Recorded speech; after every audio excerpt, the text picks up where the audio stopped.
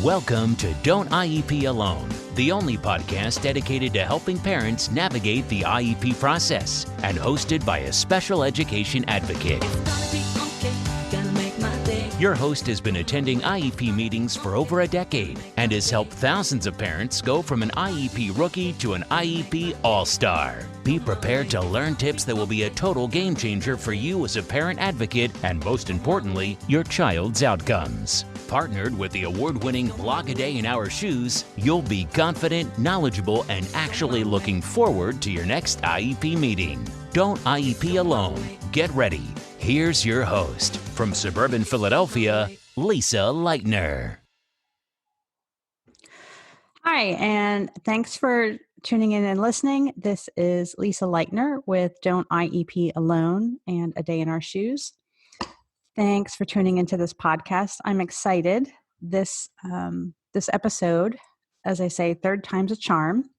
Before I introduce you to my guest, we've had quite a bit of trouble connecting, and then we actually did an interview, and since I'm an internet idiot, it didn't record, and so now we're redoing it. But that actually worked out well because we both had things that we said we wish we would have said, or I wish I would have explained that further. So, hey, we get a redo. Yeah. With me today is Genia Stephen from thegoodthingsinlife.org. Actually, it's not, there's no the in it. It's just goodthingsinlife.org. And today she and I are going to talk about our kids, kids with disabilities and their social roles in school, in the classroom, and in society. So, Genia, why don't you introduce yourself? Tell us a little bit about yourself. Yeah. Well, first of all, thank you very, very much for having me on the Don't IEP podcast. Don't IEP alone. Don't IEP. Sometimes don't we wish. The Don't IEP Alone podcast. I'm very grateful to be here again, and very grateful that you have been so gracious with all of our blips and, just fumbling along as we go here. So as you said, my name is Genia Stephen, and I am the founder of Good Things in Life and the Good Things in Life podcast. I have two kids. They are nearly 17 and nearly 14. And I sort of first became a member of the disability community when I was about 5 years old, and my younger sister, who was then about 3 years old or 2 years old, was diagnosed as having a disability.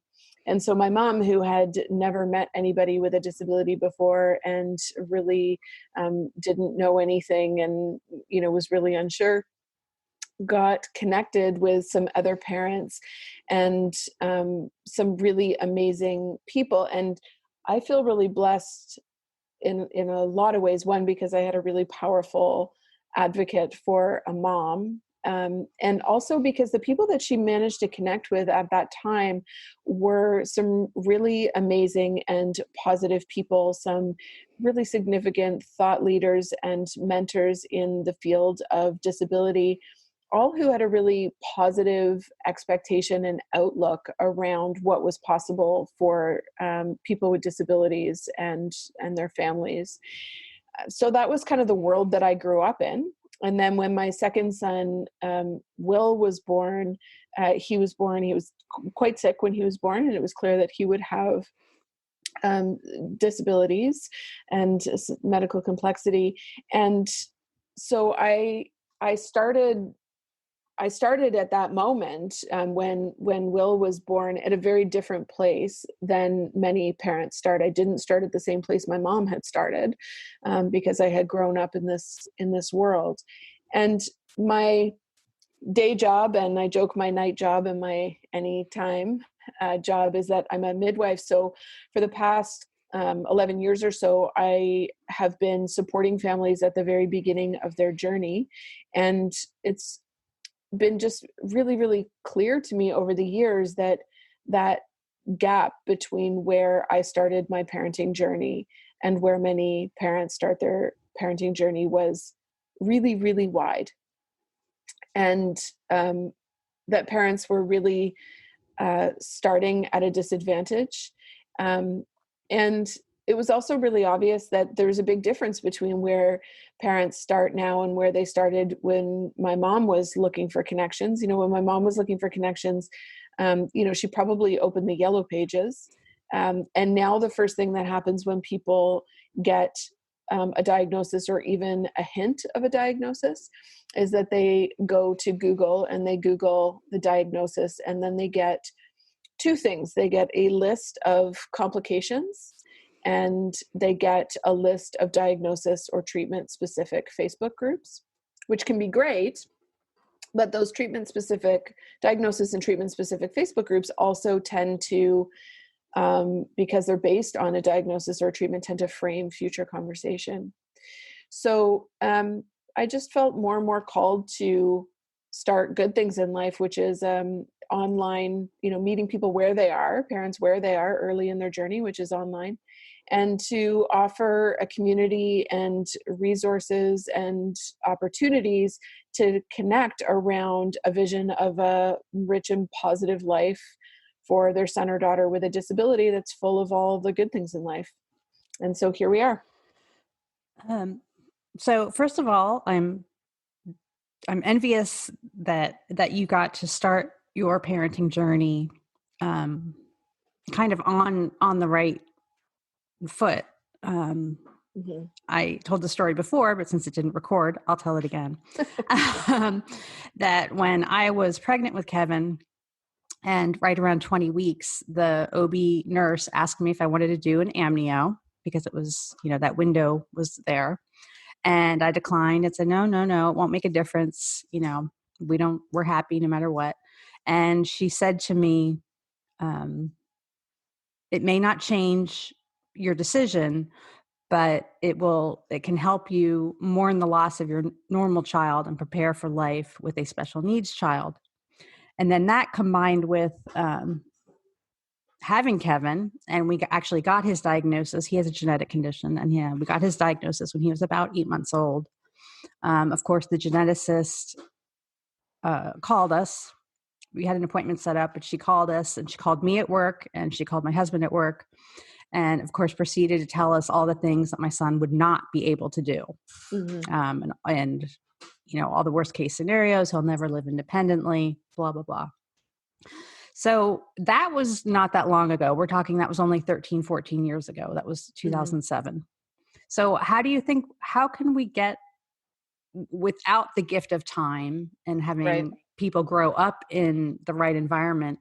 Because then also I will say that once I did take to the internet and found my son's condition, I found the online support group, and it just wasn't a positive experience. And then I had even spoken with geneticists about it.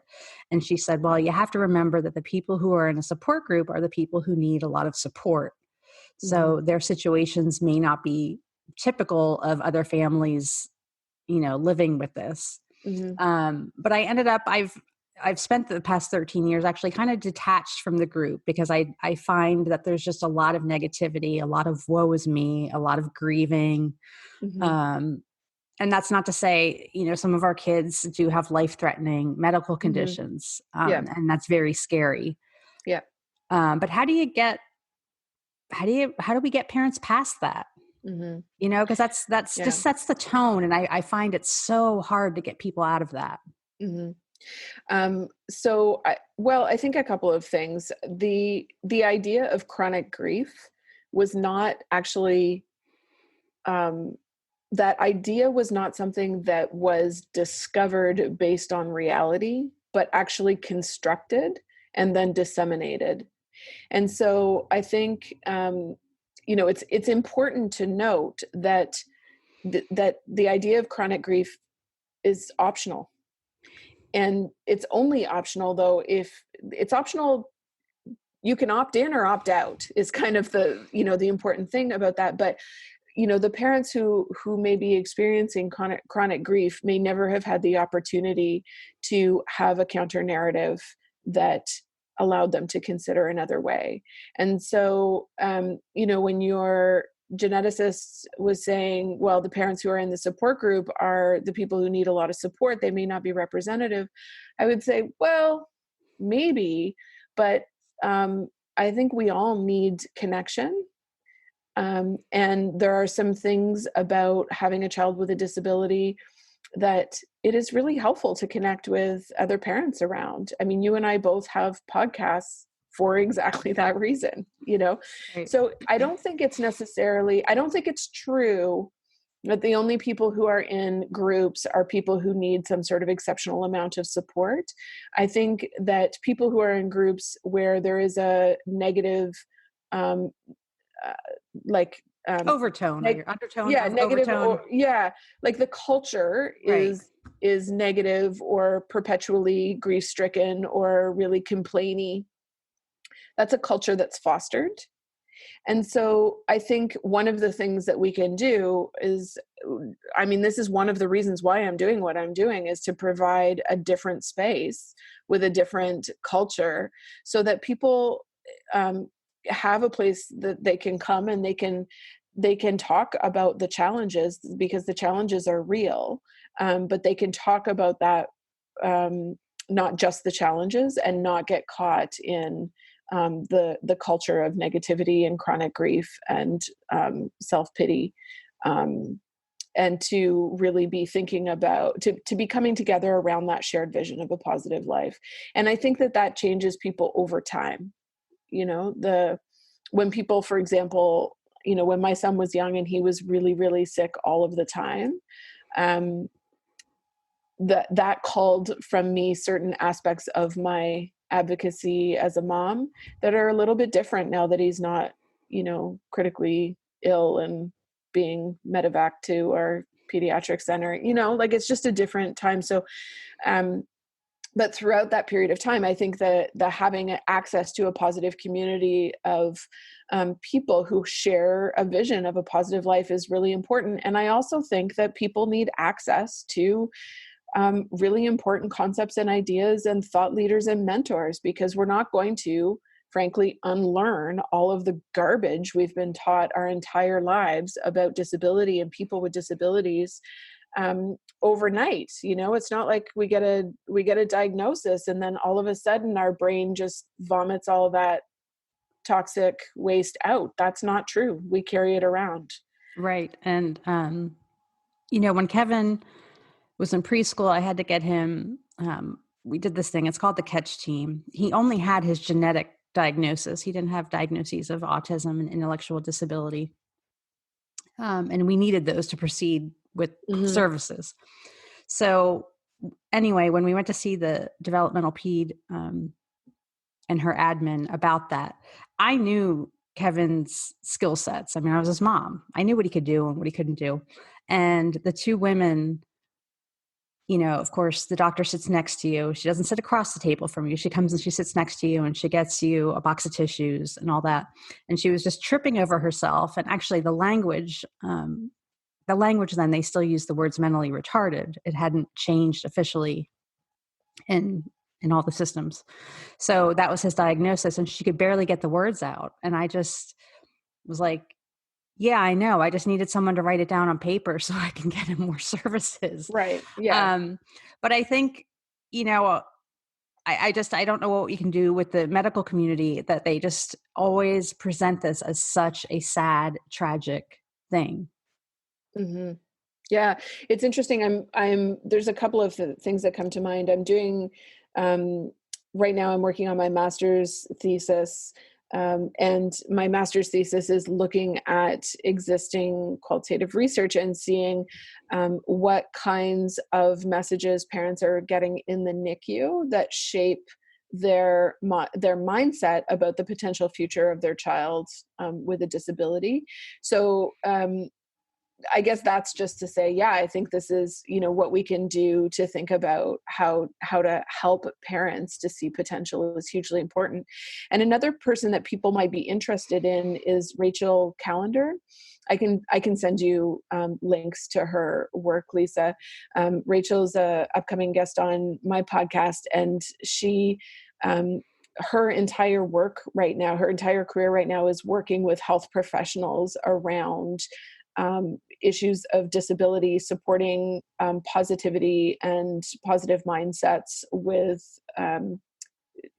supporting that for parents via how healthcare providers interact with parents and family members. And those are just two examples. But essentially there's a lot of work being done. But I think that the overarching limiting situation is that we still profoundly devalue people with disabilities in our culture. And so we're not going to, we can have modest changes and improvements. So for example, few people have used the word retardation in reference to my son to me, because people have changed their common language use. And that's great. But I have endless stories of the ways in which my son has been disadvantaged by the fact that he's not seen as highly valuable to our family and to our society. So I think that, we're up against like any social justice movement, like any discrimination movement, we are up against an awful lot. And I think that the way that changes is multifaceted for sure. There's no simple solution to that. But I think one of the ways that it changes for our kids individually, like in their not necessarily as a blanket fix to the whole society, but what makes a difference for our kids is having typical valued social roles and building relationships with typical people in typical places in the typical ways that everybody else does. Yeah. I agree. And that's a great segue. As it turns out, us delaying this podcast or having to redo the recording of this podcast worked out well, because a situation happened last night and this morning that just completely jarred my memory. Oh, I forgot that happens sometimes. And I thought I'm going to talk about that with Genia. And it was a high school in nearby. I live in suburban Philadelphia, and it was one of the high schools around here. And they did the thing where kid with Down syndrome was the team manager, whatever, last game of the season, they let him make a shot. They bring in all the news media and all that. And I posted it on Facebook this morning with a few choice comments, and a lot of other parents who also have children or relatives with intellectual disabilities were like, yep, you're spot on. But I think it just takes that piece of education of the message that was sent is that you were providing value to the team by being a team manager, but we didn't value that until you got on the court. And we only put you on the court when the outcome of the game didn't really matter. Mm-hmm. And yeah. And it, people with Down syndrome should not be expected to shoot basketball and should not be expected to make baskets. And if they do so, it's such an extraordinary event that we need to call in the news media. Right. So I was just excited to have the opportunity to discuss social roles today, because, it was all over the TV news last night. It was all over the TV news, as one of those feel good stories. Yeah. And meanwhile, it's just reinforcing these stereotypes. Yeah, totally. And I mean, that falls firmly into the category of inspiration porn. And I'm trying to, I can't think of the name of the woman who coined the term inspiration porn. I can picture her face, and that's terrible that I can't remember her name right now. We should definitely make sure that ends up in your show notes. Yeah. And I can send you some of the really, I have her bookmarked, some of the, her most concise writing on the topic of inspiration. Stella Young. Yes, thank you. I just quick looked it up. Yes, thank you. So Stella Young talks about inspiration porn, and she talks about it much better than I can. So people should really find that link in your show notes and check out her. She's done TED Talks, and she passed away not too long ago, unfortunately, but there's still some great stuff of hers online. One of the defining aspects of inspiration porn is that it is media created for the pleasure of others, not for the benefit of the person being featured. And examples like what you are talking about are perfect examples of that. Other examples are, the prom king or the like star of the football team who takes the child with, or the girl with Down syndrome or whatever disability to the prom. They have no relationship. They may have fun, and that is lovely. But essentially it's a one-off experience that where the benefits of the experience primarily accrue to others and not to the object of the media focus, or the subject of the media. So, using that example of the team manager, I don't know anything about team sports really at the high school or college level. So people who do, please forgive me for my potential ignorance and mistakes on this, but I'm going to go out and guess that like a team manager and what a manager does on that team, that's a thing that happens on teams. Like that's a role, and that there are things that have to happen to help the team be successful. And that's why the position of team manager exists. And, it might be a good time to introduce a definition. A social role, as defined by Talcott Parsons, is a social role may be defined as a socially expected pattern of behaviors, responsibilities, expectations, and privileges. So, when somebody has the social role of team manager, then that means that people understand what that means, at least on that team or within that sport. And, there's an expectation that manager is going to carry out certain responsibilities and have activities that are relevant, and that's going to happen over time. It's not a one-off experience, but our social roles tend to be things that we fill over time, and that we build relationships with the other people that relate to that social role. And so in that team manager position, the student would have gotten to know the other team members and would have gotten to know the coaching staff, and probably some of the staff who manage the gym, whoever that happens to be within that educational institution.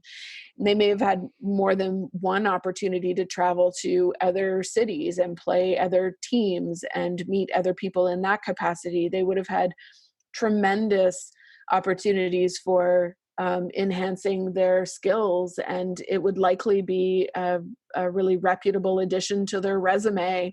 And all of the perks of being a member of that team, all of the social activities and, the status that comes with wearing a jersey, and, the feeling you get when you are a member of a team, and you form that team identity. All of those come from the role of, team member in whatever capacity, you're a member on that team. And the idea of, if you compare that to the shooting the basket, it becomes very clear that the role was not basketball player. Like, their role on the team was not basketball player.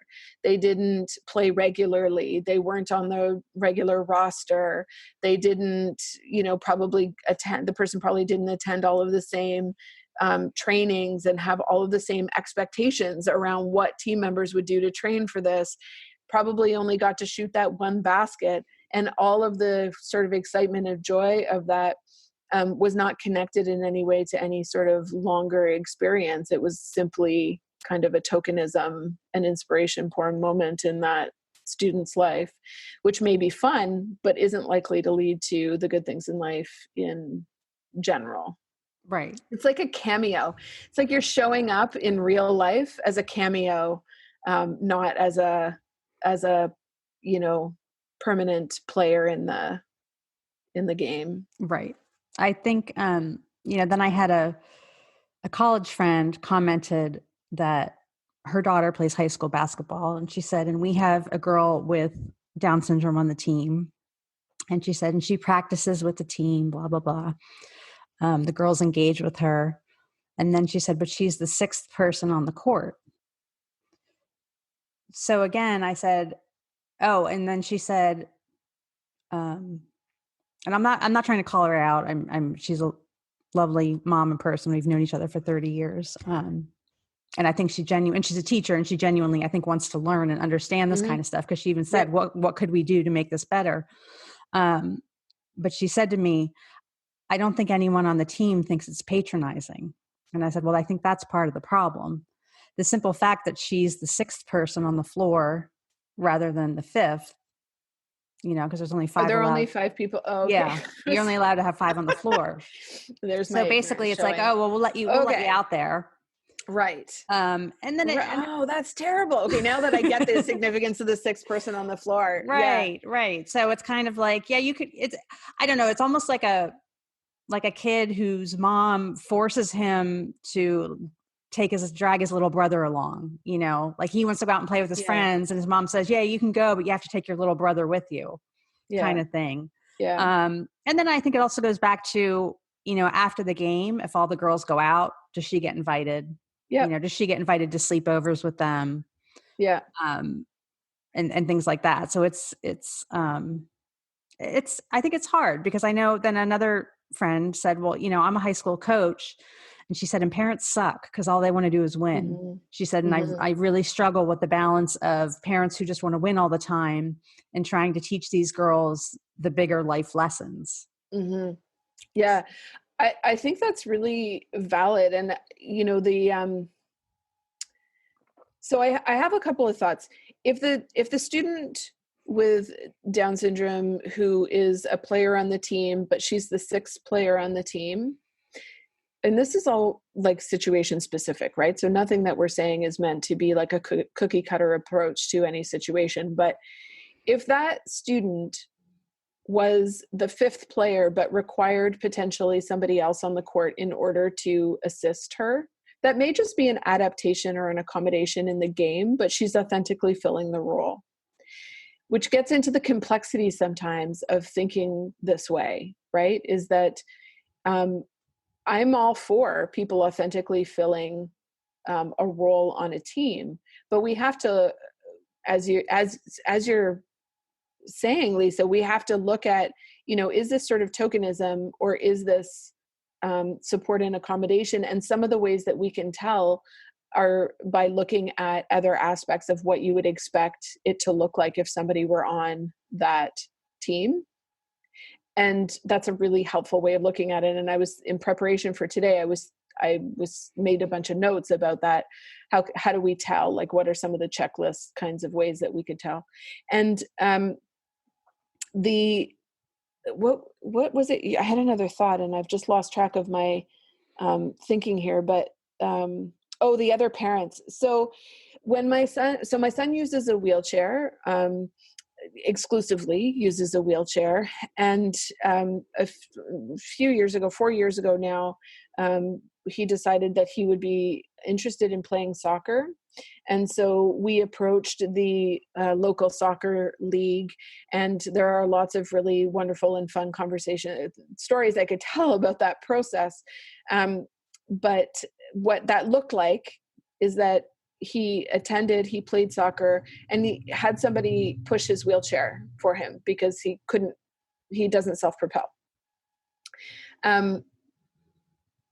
And one of the concerns that the soccer league had was that parents would complain, and that they would complain about 2 things: safety and winning.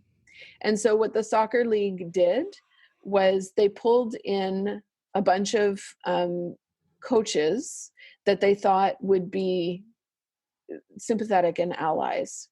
And then they made sure that every team in the league had at least one of those people. And then for the first handful of games, I'm not sure how many, they also made sure that the head referee was the referee that was reffing my son's game. So that in this onboarding kind of period of time, that they had planted quite intentional. I thought this was brilliant because this was not my idea. They came up with this themselves. But they had planted advocates around in order to protect all the kids from parental negativity. but also just to facilitate, to answer questions, to make sure there was somebody other than, me there for people to ask questions to. So if it was super awkward, you know what I mean? If somebody was going to complain, they could complain to somebody that wasn't the parent. And what we found was that it worked really well. They also placed my son on one of the teams where the coach was really super popular in the soccer league. And I think that attention was creative. It was not onerous insofar as like all those people were already volunteering to be coaches. All those people were already reffing. Like there wasn't any increase in resources or significant demands. But there was just sort of a recognition that we can sometimes just infiltrate people who are on board with our vision in ways that are really effective and can help facilitate bringing more people on board. Yeah. I think also, while people can be nasty and need some education, to put it politely, I think that sometimes we also have to give them the opportunity to rise to the occasion. Yeah. My son, when his health was better, he used to do this. We have I think it's a national program. It might only be in Pennsylvania. It's called Healthy Kids Running. And it's to encourage younger kids to run races. And the races get incrementally longer with the age group. And my son, he runs with a lower age group because he needs the shorter distance. He also is, he's slow, but he finishes the races. And I remember one time, it would just make me anxious and uncomfortable because I didn't care that he always came in last, and it didn't bother him that he always came in last. But I could sometimes feel like parents wanting to get on with the next race, but they had to wait until the previous race finishes. And, they're essentially everybody's waiting for my son to finish before they can move on. And anybody who's ever been the last person in the race knows how that feels. Right. So anyway, one time I'm waiting and I'm just getting a little anxious, and this mom next to me started talking, and I overheard her, and she just said something about, I hope my son doesn't come in last place. And I said, oh, he won't, because we had been doing this long enough that I knew that my son came in last every time. And she said, well, he has autism, and he's slow, and I'm really worried that he's going to come in last place. And I said, I don't think he will, because my son typically comes in last place and it doesn't bother him. But then it just went on to be like a good thing that my son was last, because my son being last and it not bothering him at all meant that it made some other kid's day, because he just didn't want to be last. Yeah. So, but I think, like I said, and, and there have been times when he's come across the finish line, and I've heard parents say, I just love to watch this kid. I love to watch this kid finish. And I don't think it was in an inspiration porn kind of way. It was just like, hey, here's a kid who's, achieving his goals. There's nothing wrong with inspiration. Right. There's nothing wrong with inspiration. And I think we get trapped in that. Like, so anyway, all right. So let's switch gears and talk about social roles in the classroom. Great. Because that's what we had. That was the original. That was the original thing. So, yes. So I would just like to plug, we've got an upcoming event with Darcy Elks. So Darcy is an educator and a mentor of mine. She's been teaching social role valorization and related materials for, 30 plus years. And so she is one of a handful of people who you really want to learn from if you're interested in social roles. And so she's doing a free live online masterclass on February 18th at 7 p.m. Eastern time, daylight savings time, on the power of roles. And, we don't have a subtitle, but if we did, it would be the power of roles in helping people to access the good things in life. And you can find that and register for that free event at goodthingsinlife.org/roles, ROLES. So I'd encourage you to attend. Yes. And locals, she speaks around here often. She's from the Philadelphia area. So I've heard her speak a number of times. And honestly, if you have this opportunity to hear her and not even leave your house, take it. Yeah. Yeah, it's definitely it's definitely a great opportunity. I'm really grateful to Darcy for being willing to work with me on this. So I just want to fix in people's minds. So a social role, Talcott Parsons says that a social role may be defined as a socially expected pattern of behaviors, responsibilities, expectations, and privileges. And we want to avoid extreme thinking in this. So in any role that you can think of, there are all kinds of variations. And so this is not about trying to pigeonhole or shove a square peg into a round hole. That's not at all what we mean. But it is about using what we can learn from social science theory around social roles to help our kids to fit, to become roles that they're interested in, like friend, for example. What does it mean to be a friend? What does it mean to be a student? Because they may need some support in these areas. And, you know, social roles are incredibly important. They're the primary mechanism by which we relate to each other and how we function in society. You know, they tell us how we should behave in different situations, or they tell us how others should interact with us. And they set expectations to us about ourselves, and they set expectations for others about us. And so, you know, when we think about the role of student, for example, whatever educational environment your child is in, use that as an example, because of course a public school student role might look very different from a Montessori student role, from a homeschool role. You know, the role of student in kindergarten is very different from in grade 8 from a college student. So it's really look to the example that's relevant to you.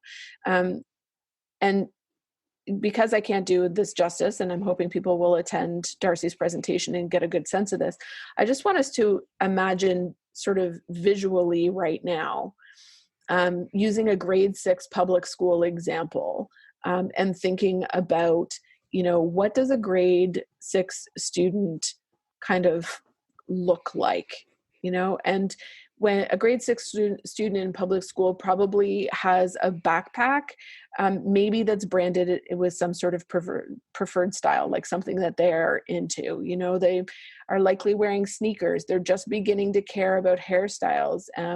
They're generally not too well groomed in grade 6, but they're getting there, you know? And when you think about what you see very, very often when you see kids with disabilities that are in our public school system, they often don't look anything like the rest of the students. And partially this might be because other students in grade 6 are taking more and more control over their own, you know, how they dress and that kind of thing. And kids with disabilities may still be having a lot more influence from their parents, who may not know what it means to look cool in grade 6 anymore. But, you know, you'll often see things like kids that use a wheelchair, for example, will have the backpack that came with the chair. Definitely not cool for a grade 6 student.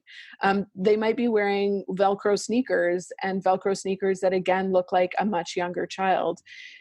They may have really messy hair, and I'm always appalled when I see kids with disabilities with like snot on their faces or drooling, and nobody has attended to, you know, what they are looking like. And this is not, I'm bringing this up, and I'm sure somebody listening is saying, well, we shouldn't care what people look like. And it matters. Whether we like it or not, it matters. Exactly. And while I agree that we shouldn't care, like I want to fight that at the societal level by changing expectations for conformity, not on the back of a kid with disabilities who actually would prefer very much to fit in with their Right. classmates. I just had this conversation last night with a parent at my typical child's basketball practice. And I said I know it might sound shallow and superficial, but I'm really particular about buying Kevin name brand clothing. He wears a lot of Under Armour, a lot of Ralph Lauren, because I want him, it just grinds my gears when I see a teen or an older person with a disability. And granted, I get it. Like sometimes there's sensory issues or Absolutely. ADL issues that they need elastic waistband pants and things like that. But you know what? In 2020, there are so many more options to get decent looking clothing that have an elastic waistband. Yeah. And I just think if that person could dress themselves and choose their own clothing, would they have chosen the all heather gray sweatsuit with the big white Velcro shoes? Right. With the food stains on the front and everything else. Right. Right. And the reason that as this circles back to roles is that this is just what somebody looks like is just one aspect of how we know that people are or aren't that role. If somebody came into the classroom and they were twice the age of the other students and they were dressed in, I don't know, they were dressed in a uniform from a local pizza shop, and they were and they smelled like smoke, and they, I don't know, like you can kind of create this image. It's possible that they're a grade 6 student, but nobody's going to think so. Right. Nobody is going to think so. And so looks is just one little thing. It's only one thing. It's not you can't just do this by looks, but it's just this one idea that I thought would be really helpful for people to think about is like, what does a grade 6 student look like? It doesn't look like just one thing. It's not like there's only one version of a grade 6 student in your local class. However, there are lots of things that a grade 6 student does not look like. And if the kids you're thinking about might agree with the statement, I am a student or I am a member of this class, then other people need to be able to recognize them by what they look like and what they do and what the expectations are as a member of that grade 6 class. And there are some things that we can do as parents that are actually very external to what efforts we might be having to invest in, or what fights or advocacy or what, regardless of what's going on at the school level, there are some things that we can be doing that can help our kid to belong in the class, just by thinking about what it means to be a student in that class. And whether this is relevant or not, you can kind of decide that by thinking about things like, does my child with a disability look like a student in the class? Do they act like a student in the class? And I'm not getting niche down onto like behaviors or like movements or that kind of thing, but I mean like, what's expected of them during the day? Like, do they act like a student, or do they act like actually they're in childcare, but they're not actually a learner? Do they have the same routines as a student in that class? Or are they showing up after the bell is rung and everybody is seated, and they're leaving early before everybody else, and they have different break times, for example? Again, this does not mean that nobody can ever leave the class at a different time for a different reason. It's not meant to be, this is not extreme thinking, but is my child recognizable as a member of this class by things like, do they look like a student? Do they act like a student? Do they have the same routines? Do they experience the same expectations as other students? Do they experience the same opportunities for personal development as other students? Do they spend time in the same places at the same times as other students? These are all, I think, really helpful questions, to help us to evaluate, is our child really filling the role of student? Are they truly a member of that class? And if not, then we can start to think about what we can do about it. Right. So where do you think we can mesh the the needs that our kids have, and it might be behavioral needs, it might be sensory needs, whatever it is. How can we begin to mesh that? Because some of the kids do look and act different, and it's and it's not always as simple as buying a Ralph Lauren sweatshirt. No, for sure. And so it might have to do with behaviors. And I know you said you don't want to get leashed down to that, but what can we do to kind of? Because I feel like I lecture my kid every day, my typical child. And I can already tell in his grade and in his class, who has an IEP, even if I've never met them, because he tells me, things that happen. And I think, oh yeah. Yeah. And I feel like I'm lecturing him every day and say, well, some people are just different and that's okay. But how do you think we can better mesh that so that they aren't seen as different? Mm-hmm. Well, I mean, I think one thing is to accept that we're not trying to, we may never, and nor do I think it's necessarily the goal that people not perceive the differences across a classroom, the differences in individuals across a classroom. My point, I think, and I'll attend more specifically to your question.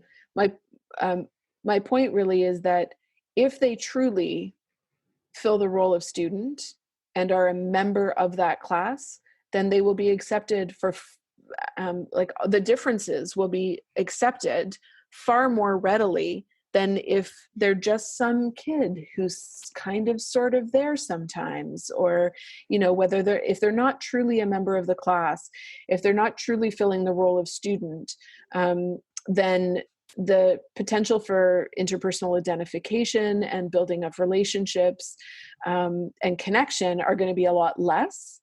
And then they will just belong less.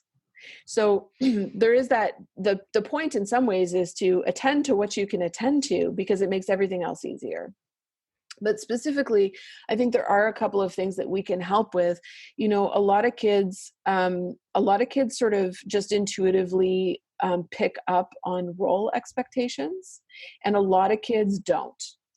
And one of the things that's really interesting is that we rarely, like if we have a kid, my sister is actually a grade 6 teacher, which is probably why I chose grade 6 for this example. But there are a lot of kids in her class who she has to tell, they don't have disabilities. They don't this isn't an issue there, but she has to tell them what is expected. This is what it means to be a student in my class. This is how you scrub your underarms, is one thing that she often has to talk to kids about, right? So it's not just kids with disabilities that don't understand some of what's expected of them, or some of what it means to be a member of the classroom or to be a student. They get told. But often we don't even tell our kids with disabilities what it means to be a student if they're not picking up on it intuitively. We just sort of we don't educate them on that. And so I think one of the things that we can do is, regardless of how significantly disabled you think your kid is, tell them what's expected in the different roles that they're in. Teach them. One of the things that around behaviors, there are some things that I'm sure for some kids, I know for some kids are immutable. Like we're not going to affect them in any positive way right now. And that's fine. I am not suggesting that we try and do that. But for some of the stuff that our kids do that's a little off-putting, they might do it less or not as often, or work with us around finding a space and a time where they can do that at school that's less off-putting to the other kids, if they understood that it was off-putting to other kids and why, and what the consequences were of doing that.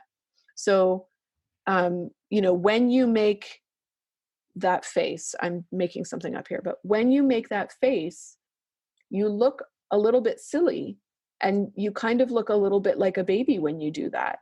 And kids in your class don't want to look like babies. Kids in your class really want, and you really want to be treated like a big boy.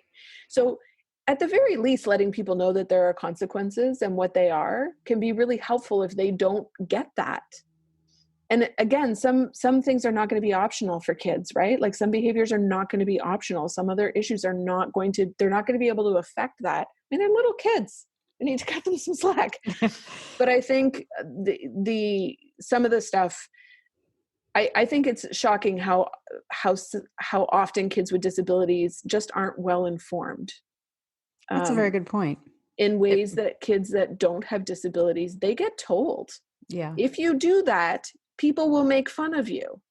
Yeah. And I don't know if you're a Big Bang Theory fan, but no, I'm familiar with the show, but I'm not. There is just one episode, and it just like, it just breaks your heart, even though you know that this is an adult, he's an actor, and he just kind of has this mini meltdown, and he says, I know I'm irritating. My whole life I've been told that what I do irritates people.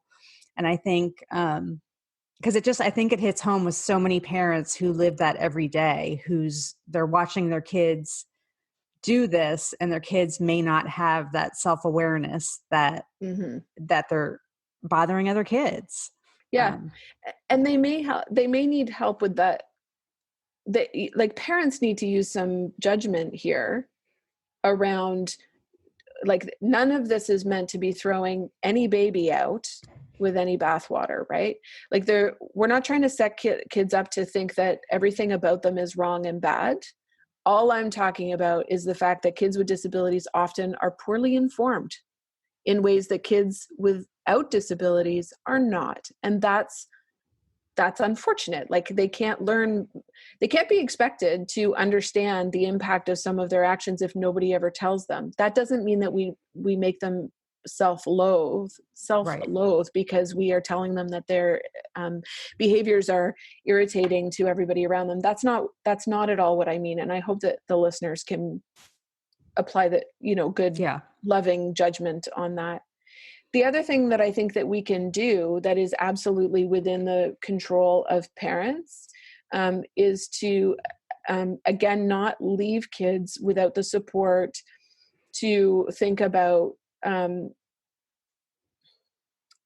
you're not necessarily, it's not, so the kid that uses a wheelchair that goes to school and he doesn't have a fun backpack that reflects his personality. He just has the backpack that fits the wheelchair, and nobody's ever helped him to think about that. It's not that a parent who thinks that they're cool so they can choose a cool backpack is necessarily going to make the right choice, or that should be imposed on the child. That's not what I mean. But we can support our kids to make some choices that help them to fit in and belong. And we can help the school to whatever influence we have, which will be, for some of us, almost none, right? Let's face it. Sometimes we're up against a lot, and with other schools, quite a lot, to also have their support in the school to be thinking about things like, does my kid have the same opportunities? Does my kid have the same extracurricular experiences? Does my kid have the same routines? Are there ways that we can attend to this so that when you think about what does it mean to be a member of this class, that those check boxes are checked.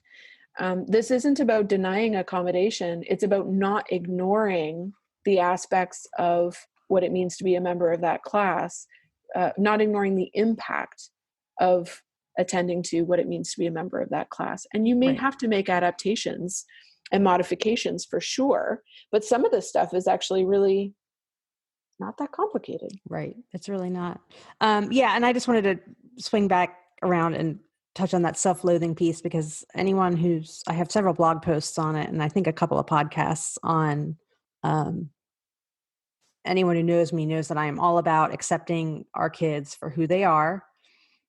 Absolutely. And I'm like a huge advocate and proponent of, there's nothing inappropriate about liking things or age inappropriate about liking things.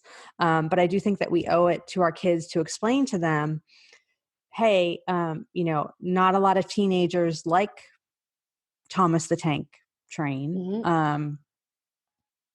But there are a lot of adults who go to Disney World, and there are a lot of adults who are really into comic books, and, other kids at school may not understand that. Like, we have to explain that there's nothing wrong with it, but that other kids may not at least let them know. Right.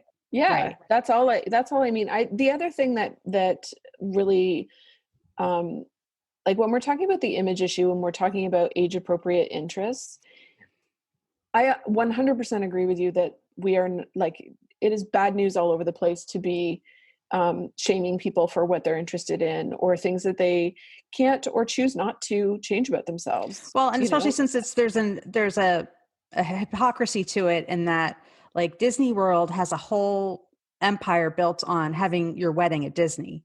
Well, most people who are just getting married don't have kids yet, so they're not taking kids to Disney. You know what I mean? Right. So it's about the adult experience at Disney. There's a whole, Comic-Con and that whole thing. Yeah. I mean, that's what gets me up. Oh, Civil War reenactors is another one. Yeah. Like, well, okay, you're Canadian, but I don't know if you knew, down here we have a whole thing. Yeah. It's I'm a aware. hobby. Yeah, it's a hobby for a lot of people to dress up like and reenact the Civil War. Like, no one thinks to like doing dress up like a soldier and playing army. No one thinks that's inappropriate. But I think it's weird. But I know. Right, but they don't say that. They don't. I'm just kidding. I'm just kidding. No, they're not treated with the same disdain that our kids are. That's right. So here's the thing, though, that I think is a baby in the bathwater issue, is that if you have a young child who's into Disney and they don't have a disability, as they get older, they will have a broad, rich, varied opportunity to experience all kinds of other Disney related things that are not the same Disney stuff that they were focused on when they were 6 years old, right? Kids with disabilities, when we're talking about age appropriate stuff, 9 times out of 10, when you actually explore the 30-year-old who still has a bananas in pajamas comforter on their bed, they never ever got to explore all the different ways in which people who are older and are interested in animation, all those different things that they get, they're just stuck in bananas with pajamas because they haven't had an opportunity to figure out where that interest in animation can go from 5 years old to 30 years old or whatever the thing is. So if you have had the same opportunities to explore your interests as I have had, and you still want to play with whatever, like your interests are still where they were when you were 5 years old, then have at her. But if you haven't had the same kind of experiences, if you've been deprived of the opportunity for that interest to grow in typical ways because you haven't had the opportunity, then you are not, then just letting people sort of like stay in Disney and bananas in pajamas comforters, that's just abandonment. Yeah. That's just abandonment. So I think, we've gotten a little bit fanatical. Like there's fanatical, like you can't have an interest that is in any way associated with anything childish. And then at the other end of the fanaticism is, well, people can be interested in whatever they want. I'm mostly concerned in that conversation with 2 questions. Has the person had truly rich opportunities to expand those interests in age appropriate ways over time, like somebody would have if they didn't have a disability? And if not, why not? And what are we going to do about it as we're supporting them? And the other question is, what's the cost? So if I'm trying to think of maybe an extreme example.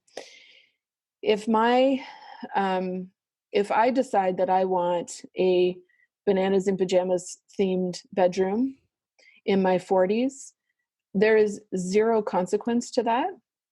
There's none. Like, my professional life is not impeded. My social life is not impeded unless I'm bringing, new people into my bedroom all the time, which is unlikely. If my son, however, when he is my age, my son with a disability, when he is my age, if he has a bananas and pajamas themed bedroom at that stage in his life, he is going to have people in his room because he requires support in personal ways. it absolutely, how the people that are in his life see him, see him. And if they see him as a perpetual child, they will treat him as a perpetual child. And then that will limit his opportunities. And what happens in the privacy of your bedroom is a terrible example, because it's the most private, personal Right. kind of space. But some people, like, a better example might be, if I go to a job interview and I look cute and quirky and I'm wearing a childish t-shirt as part of my cute and quirky getup, and somebody else, and a woman my age with Down syndrome goes to the same job interview, even if we can both do the job, she is less likely to get hired than I am, because in part she presents herself as childish. And so we need to at least acknowledge that some of this, I don't know how we got talking about age appropriate stuff specifically, but I think, it is connected to social roles. It really is. It is. And it's connected to this idea or this worry we have around acceptance of who people are, and sort of whether or not they fit typical expectations of what it means to be in a particular role. But so the two things, right? Like, we want to make sure that we are not overly controlling people, but we also have to make sure that we're not abandoning them with deprivation of experience so they can't grow in their interests. And we need to recognize that sometimes it's downright dangerous for people with disabilities to express themselves the way that it's okay for those of us who don't have visible disabilities to express themselves. And at the very least, we need to support the person with a disability that might be expressing themselves in a way that could have negative consequences for them. At the very least, we need to support them to understand the risks that they're taking so that they can make an informed choice about that. Right. Because otherwise, we're still abandoning them. It's still poor support. Yeah. No, I've been ranting, Lisa. I wasn't planning on ranting on your podcast. Sorry. That's fine. No, it's connected, and I didn't mean to get too off topic. Okay. Any final thoughts on social roles? And you want to remind us again about your event with Darcy Elks? Yeah, well, I was just going to say, Darcy won't rant. And I know that she will make a lot of sense and help introduce the idea of valued social roles as a pathway towards the good things in life much more succinctly than I have. And people can register for that event, that free online event, by going to goodthingsinlife.org/roles, ROLES. And there will be a limited time access to a replay as well. So if that time doesn't work for people, February 18th at 7 p.m., there will be a few days after that you can catch the replay. Okay. Will it be just like a presentation kind of lecture format, or will it be Q&A and audience participation? So it will be run much like a workshop. So Darcy will be presenting information and then having people work through some questions to make this relevant to them. And then there will be a short Q&A at the end of the presentation/workshop. Okay. Great. I can't thank you enough for coming on. I know it's been therapeutic for me, and I hope it's as therapeutic for my listeners as it is for me, because I know that, especially since I do what I do with IEPs, parents get so caught up in what their child is or isn't receiving, that they need for school.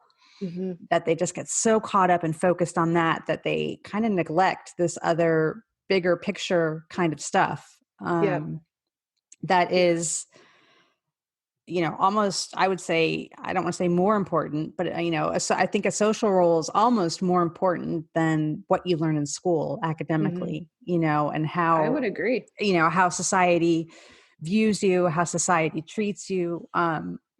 Because we just know right now that even in 2020, my son is facing the same future, the same outcomes as his intellectually disabled peers from 1975 when IDEA was passed. We haven't changed outcomes for kids like him at all. They still have an 80% unemployment rate.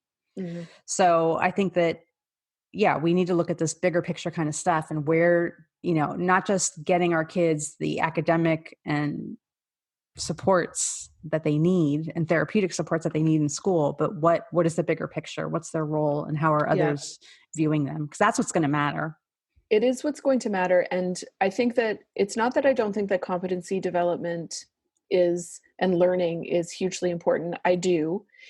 But I think that, if you even if none of that happens, being a member of a class and being treated by others and experiencing and thinking of yourself as a student and as a learner, the positive repercussions of that are overarching regardless of what your situation is, what you do or don't learn, any of those kinds of things.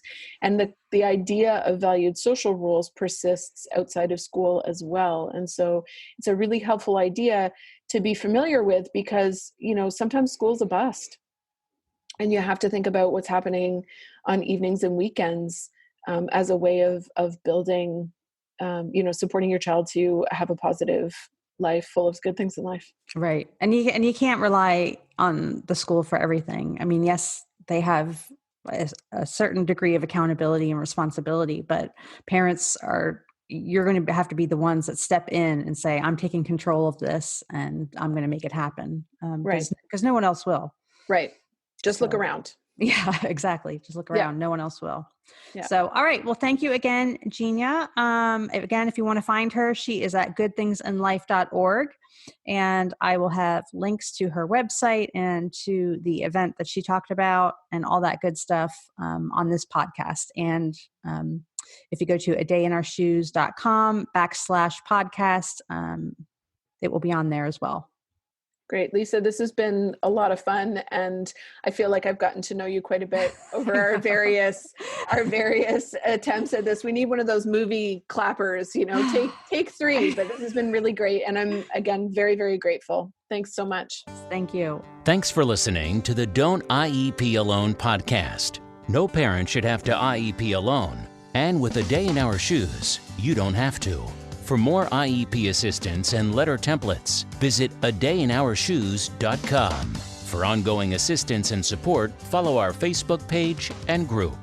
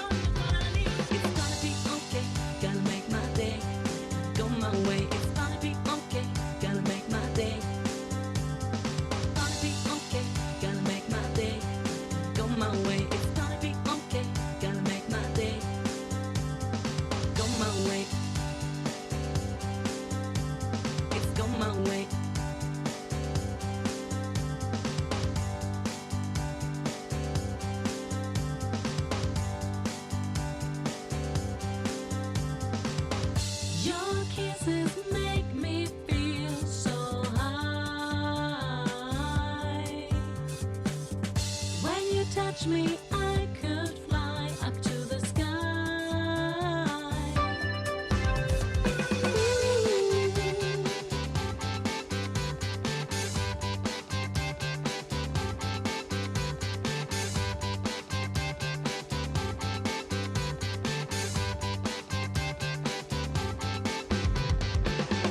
Every day I'm on my road, but today is the day that I meet you, my baby.